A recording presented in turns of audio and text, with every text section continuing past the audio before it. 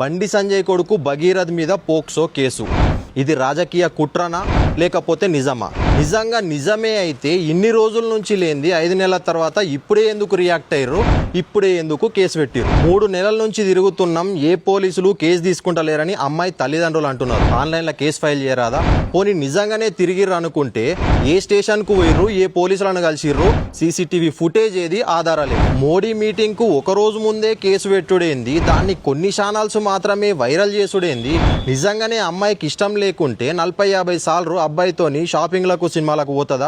నిజంగానే ఇష్టం లేకుంటే అర్ధరాత్రి పూట 2-3 సార్లు అబ్బాయిని మీట్ అవుతుందా? భగీరథ్తోని అమ్మాయి వాళ్ళ ఫ్యామిలీ గుళ్ళకు, గోపురాలకు, దావతులకు, పార్టీలకు ఇష్టం లేకుండానే తిరిగిర్రా? ఇదంతా ఇష్టం లేకుండానే జరిగిందా? ఇదంతా కక్షపూరిత చర్య, టార్గెటెడ్ యాక్షన్. టార్గెట్ బండి భగీరథ్ కాదు, బండి సంజయ్. బండి సంజయ్ని బదనాం చేయాలి, బండి సంజయ్ని రాజకీయంగా ఎదగనియద్దు, బండి సంజయ్ని రాజకీయంగా తొక్కేయాలి. అందుకే బండి భగీరథ్ను టార్గెట్ చేసి ఎన్ని కుట్రలు చేసినా చివరికి న్యాయమే గెలుస్తుంది. బండి సంజయ్ తప్పు చేసే మనిషి కాదు, ఆయన పెంపకం కూడా తప్పు చేయది. బండి భగీరథ్ నిర్దోషిగా ప్రూవ్ చేసుకుంటాడు. కాలమే అన్నిటికీ సమాధానం చెప్తుంది. జై హింద్.